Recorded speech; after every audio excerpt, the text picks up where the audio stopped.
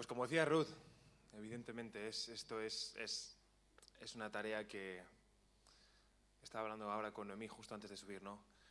A veces cuando hacemos cosas de manera repetida podemos perder de vista el foco de por qué hacemos lo que hacemos, ¿no? Y decía, no quiero, a veces siento que cuando hacemos muchas cosas, a veces parece que no somos conscientes de que en verdad hacemos esto delante de Dios y de parte de Dios. Y no hablo solamente de la predicación, hablo de cualquier área de servicio dentro de la iglesia, ¿no? Y fuera. Entonces, que Dios nos ayude a mantener, a ser conscientes de esto, ¿no? Que estamos delante de Dios, no solo hablando, también los que estáis escuchando. Dios conoce nuestros pensamientos, Dios conoce vuestras historias, conoce vuestras luchas y por eso pido que el Espíritu os hable conforme a la necesidad de cada uno, ¿no? Ya ha leído Damaris el texto, así que ya tenéis una idea de por dónde va a ir el mensaje. Pero me gustaría empezar diciendo que ha habido un tema, mientras terminaba de preparar la predicación a lo largo de esta semana, que se ha repetido varias veces. Lo vi cuando fuimos algunos jóvenes al cine a ver una película, lo vi en un par de podcasts, de entrevistas que estuve escuchando a principio de esta semana. Además era parte del tema de la predicación y también lo vimos el domingo pasado con los adolescentes. Y es el tema de la oscuridad o esa parte no tan agradable de la naturaleza del ser humano. Y es que Rousseau decía que el ser humano nace bueno, pero es la sociedad la que lo corrompe. Locke, por otro lado, al igual que Aristóteles, decía que el ser humano nace como una pizarra en blanco, no sé si habéis escuchado esto alguna vez, y nuestras propias experiencias, las personas que nos rodean, las decisiones que vamos tomando son las que van conformando nuestro carácter y nos van dirigiendo hacia si somos más buenos o menos buenos. También escuchaba en estas entrevistas que os decía a Arturo Pérez Reverte y a David Jiménez, también otro corresponsal de guerra. Son dos personas que han dedicado años de su carrera como periodistas a estar en zonas de conflicto. Los dos estaban de acuerdo en que en tiempos de guerra se puede ver lo más bueno, aunque es a veces muy puntual, del ser humano, pero normalmente lo que se ve es el lado más oscuro, ¿no? Y que incluso en las personas más buenas o de las que menos te esperarías, incluso de uno mismo, ellos decían que en situaciones extremas la gente buena se puede convertir o hacer verdaderas monstruosidades. Así que pensando en esto, decía, bueno, pues ¿qué dice la Escritura? ¿No? Y enlazando con el tema de la predicación, como Eric ha dicho, ahora viene el tiempo de Adviento y es una celebración muy sencilla que nos prepara simplemente para la Navidad, ¿no? Y celebrar lo que es la venida de Cristo.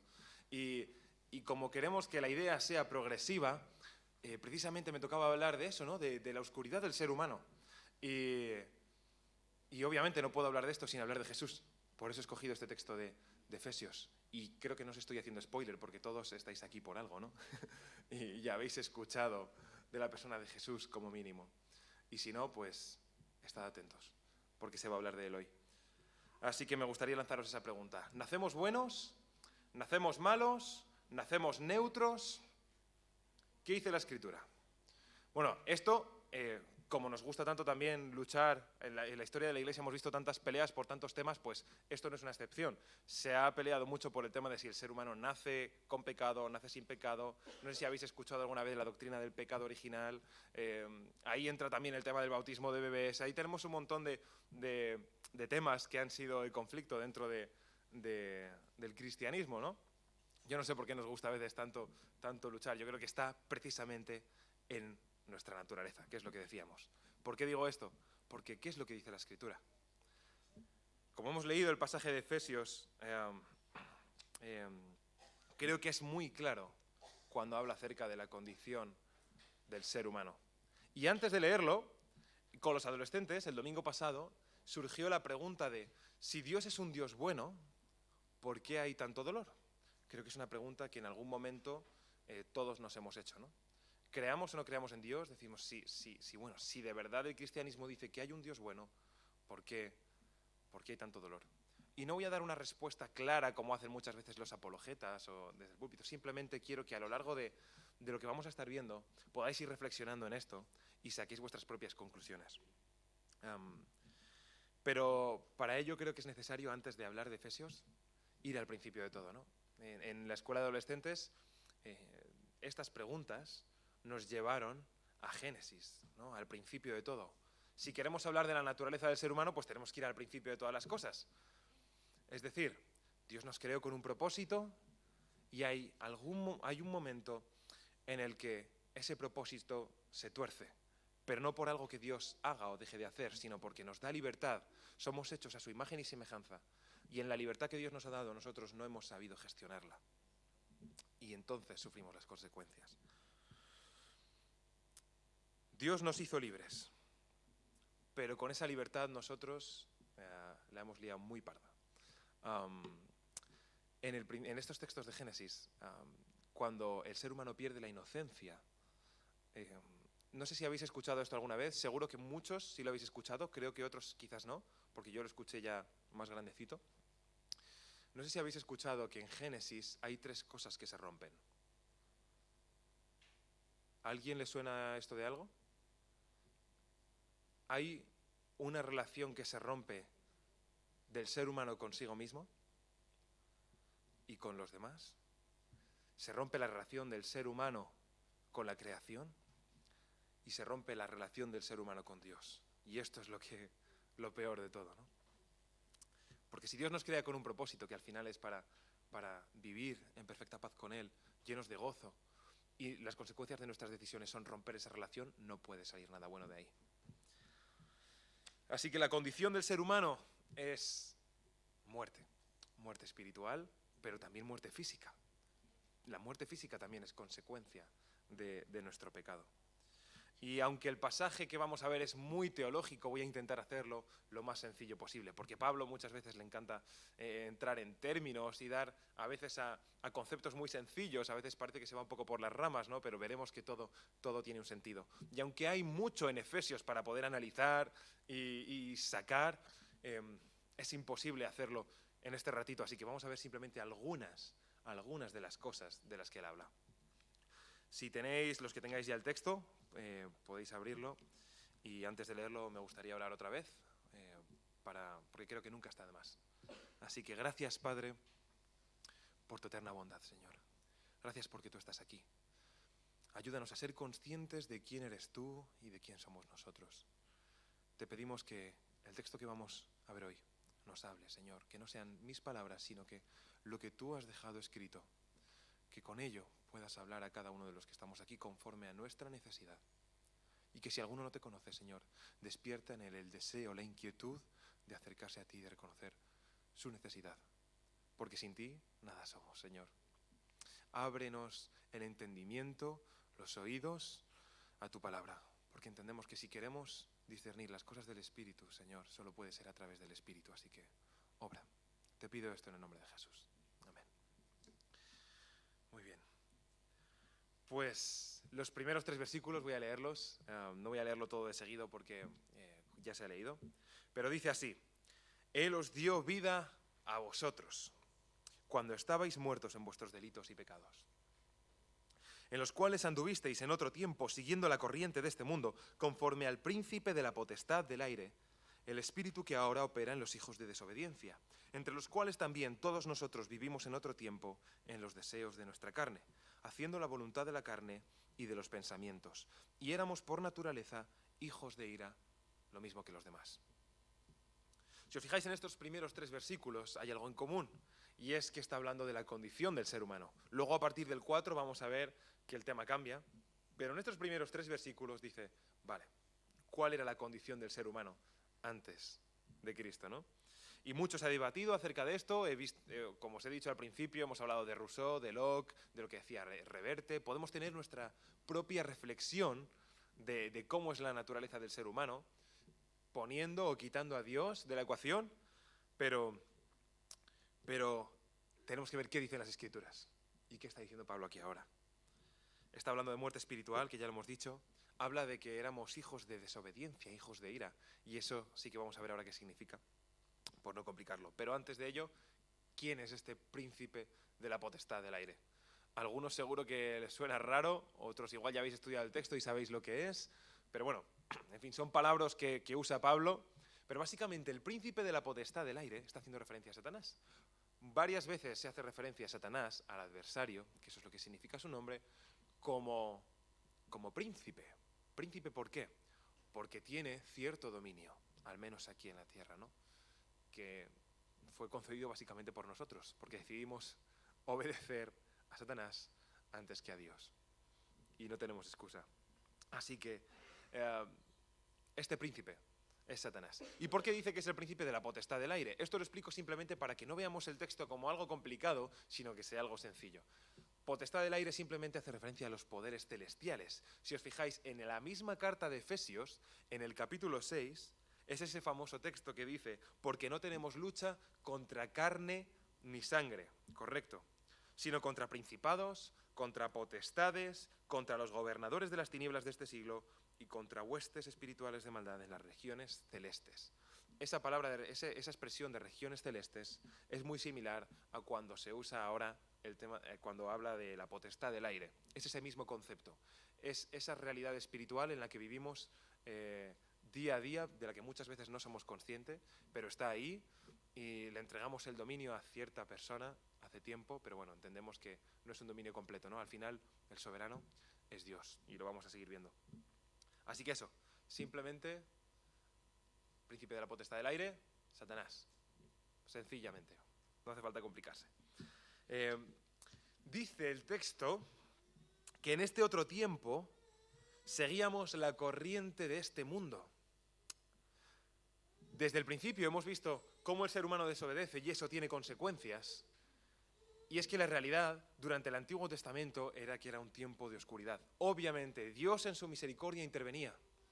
Dios, podemos ver constantemente cómo llamaba a la gente. Dios instaura la ley para que conozcan cómo deben conducirse. Dios levanta profetas. Dios escoge a un pueblo para que sea luz a las naciones. Y a pesar de su fracaso constante, Dios sigue teniendo misericordia. Y de la misma manera que a lo largo del Antiguo Testamento vemos que hay como una especie de oscuridad constante, eso no ha desaparecido. Cristo vino, lo vamos a ver, os digo, no es spoiler, pero muchos hoy en día siguen viviendo en esa situación de oscuridad, de desesperación. Hoy el índice de suicidios, de depresión, está más alto que nunca y va a más, a pesar de que vivimos en la sociedad del bienestar. La gente está vacía, aunque no quiera reconocerlo, la gente está vacía. Ayer estaba viendo un vídeo de un chico en Instagram que se dedica a hacer entrevistas, él es creyente, hace entrevistas a las personas de a pie, ¿no? Acerca de simplemente cuál es su concepto de Dios, qué creen acerca del bien y el mal, qué les llena, y va profundizando, les hace reflexionar, ¿no? Quizás son preguntas que nunca se han hecho. Y muchos de ellos, algunos terminaban simplemente llorando por el simple hecho de reconocer que nada les llenaba, que nada tenía sentido, no había propósito, y no habían sido conscientes hasta ese momento, hasta que se habían hecho esas preguntas, ¿no? Y es muy fuerte.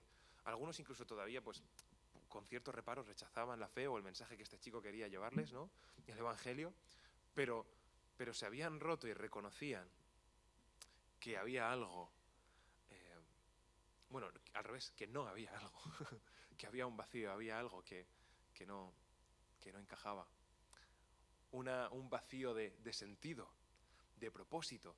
Y es que si Dios nos ha creado con un propósito y nosotros nos separamos de la relación con Dios, perdemos el sentido de la vida. Y podemos tratar de llenarlo con 1000 cosas, pero no va a ser suficiente. Creo que la mayoría de los que estáis aquí entendéis de lo que estoy hablando. Cuando dice que en este otro tiempo, para nosotros que hemos sido regenerados es otra palabra que usa mucho Pablo, pero que simplemente hace referencia a la conversión, a ese momento en el que nos abrimos a Dios, creemos y su Espíritu Santo obra en nosotros y nos da un corazón nuevo. Dice que antes de eso seguíamos la corriente de este mundo. ¿Y cuál es la corriente de este mundo?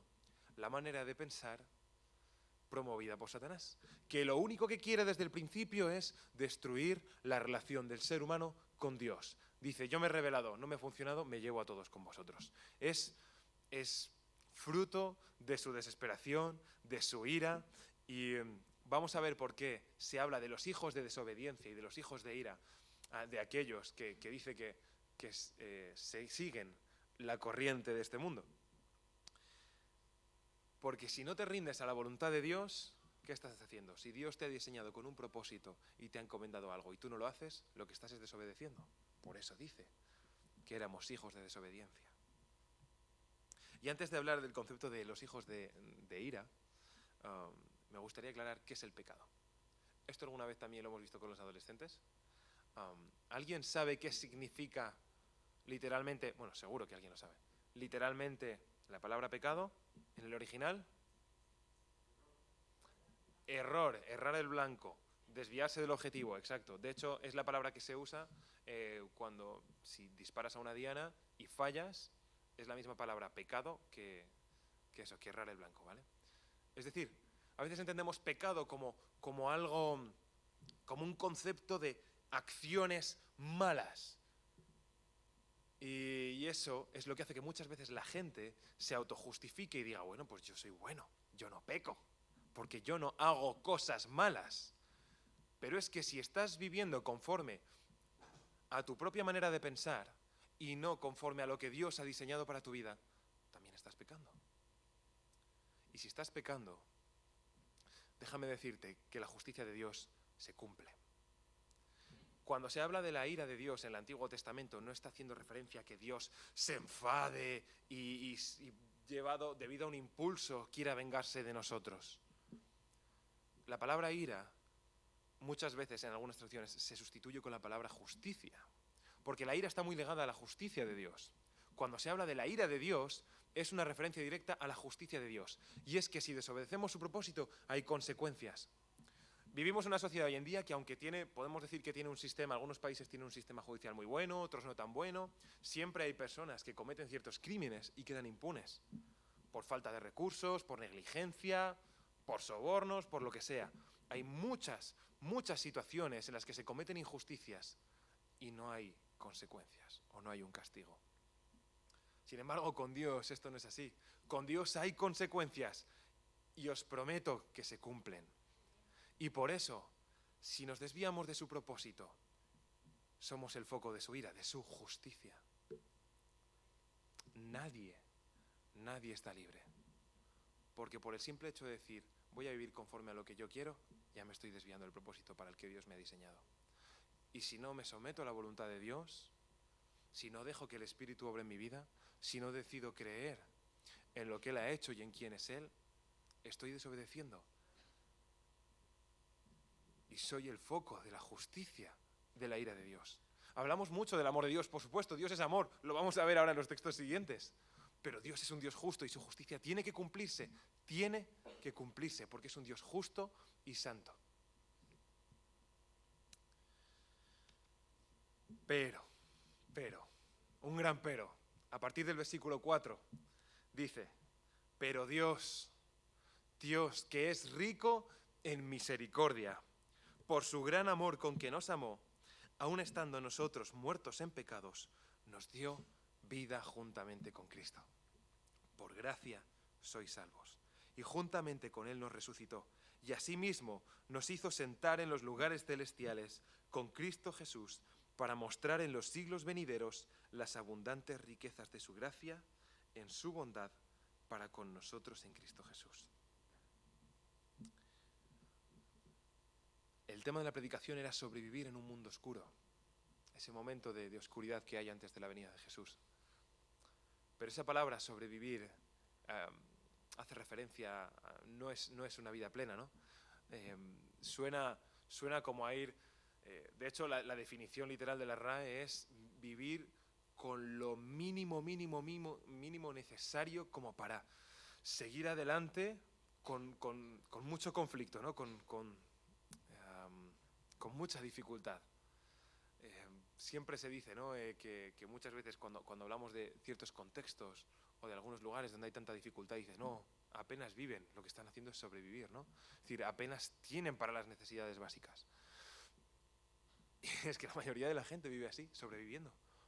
Nosotros incluso en nuestra propia fe si no mantenemos nuestra intimidad con Dios, si no nos alimentamos de lo que Dios tiene para nosotros, de quién es Él, de la fuente inagotable de vida, porque eso es lo que Jesús hace, dar vida, podemos pasar de vivir plenamente, que esa es su voluntad, a prácticamente ir sobreviviendo. Y eso no es lo que Dios quiere para nosotros. Y creo que nosotros tampoco es lo que queremos para nosotros.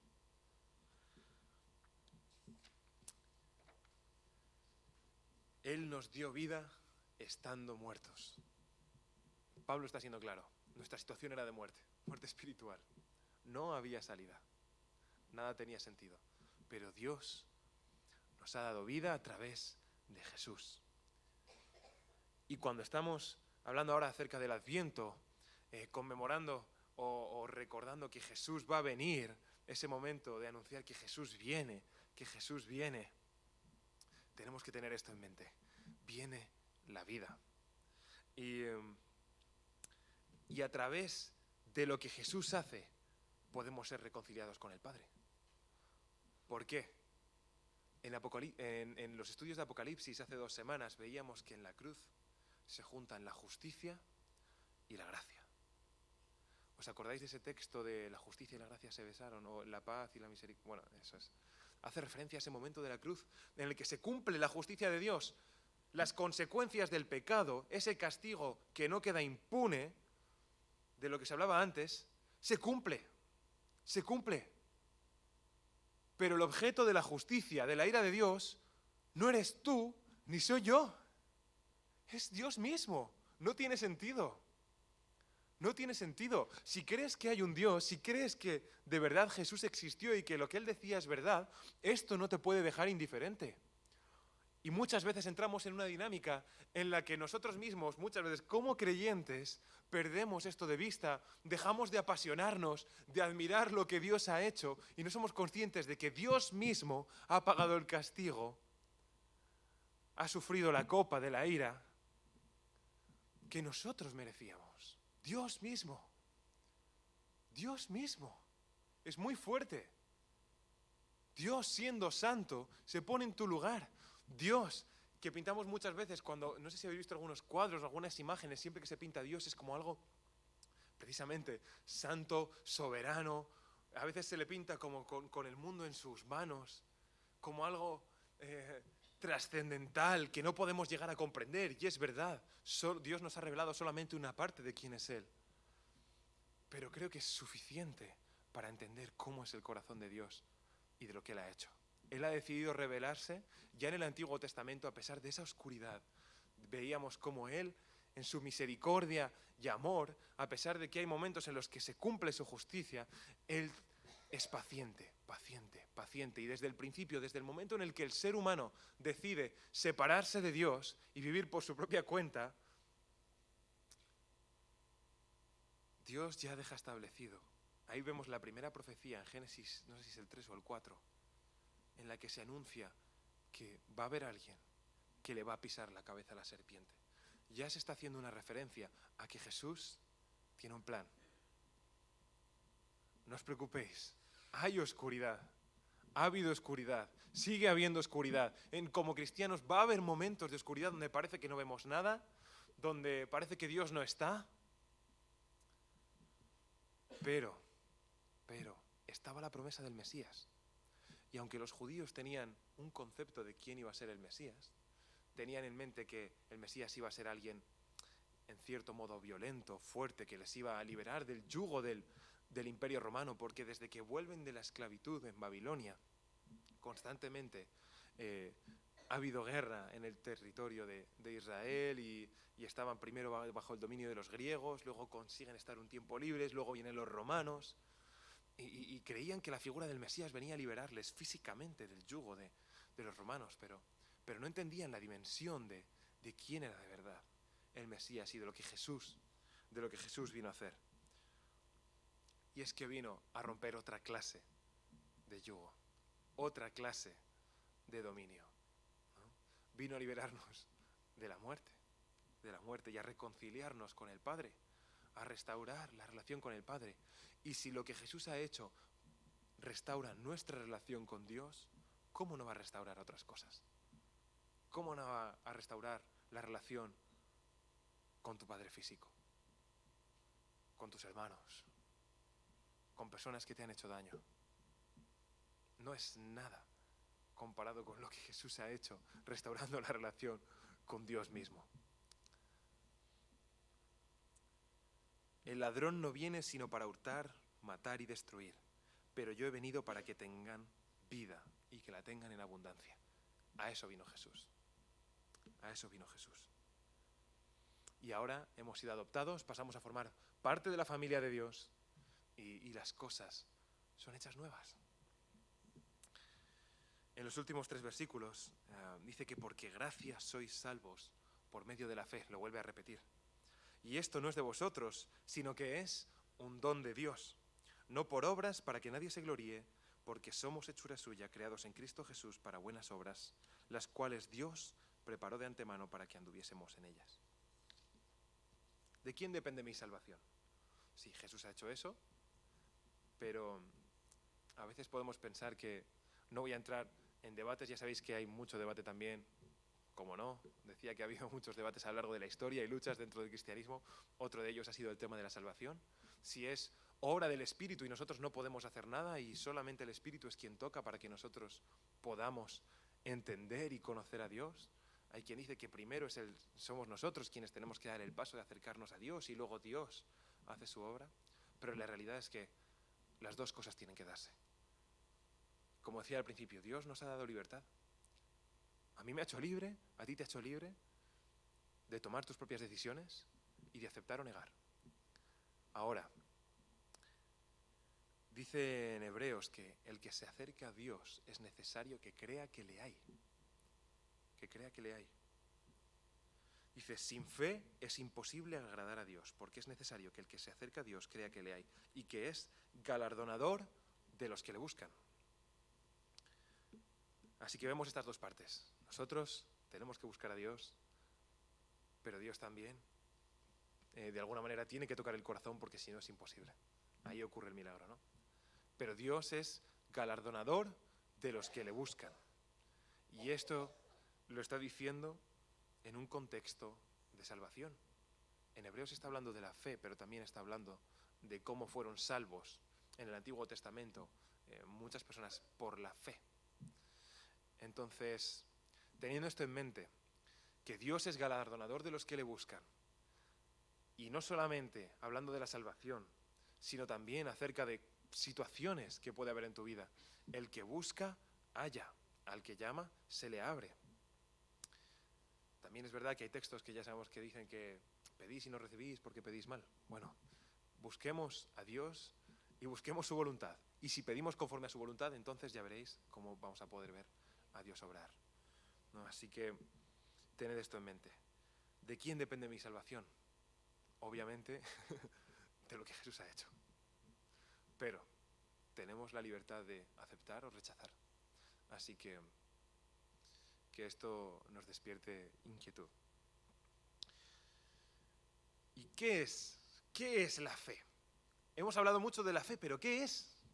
¿Qué es? Muchos conocemos este texto que dice que la fe es la certeza de lo que se espera y la convicción de lo que no se ve, y es así. Y eso puede sonar un poco a algo pasivo, simplemente es algo que creemos o no creemos. Pero otras personas, hay determinados círculos dentro de la iglesia que defienden que la fe es algo activo y meramente activo. No sé si conocéis el movimiento de la superfe, que es un movimiento del que derivó luego, han derivado corrientes como la teología de la prosperidad y la confesión positiva, y son movimientos con los que tenemos que tener mucho cuidado. Porque sí, la palabra tiene poder. Santiago habla de que con la lengua se puede muchas veces desatar el poder del infierno, dice, pero es también metafórico en cierto sentido, pero también tiene una parte real. Pero no quiero entrar ahí. Simplemente que entendamos que sí, obviamente, en la fe es una parte activa. Nosotros tenemos que muchas veces decidir creer. Hay una parte que es de decisión. Decido creer en lo que Dios ha dicho, decido creer en quién es Él, decido creer en sus promesas y decido creer que si Él es verdad y lo que su escritura, lo que en su palabra dice es verdad, yo soy salvo, soy hecho una nueva criatura y entonces dejo que Dios obre en mí. Y por otro lado también es un don de Dios, es decir, sin Dios es imposible tener fe. Es necesario que Dios toque el corazón. Así que están esas dos partes, activa y positiva. No caigamos en pensar que simplemente la fe es como en Star Wars, la fuerza, ¿no? Que si te concentras y repites y dices con más fuerza, hay más posibilidades de que pase. No nos equivoquemos, no nos equivoquemos. La fe no es eso. La fe es una convicción interna de saber quién es Dios, cuáles son sus promesas y que hemos decidido creerlas. Es la certeza de lo que se espera y la convicción de lo que no se ve.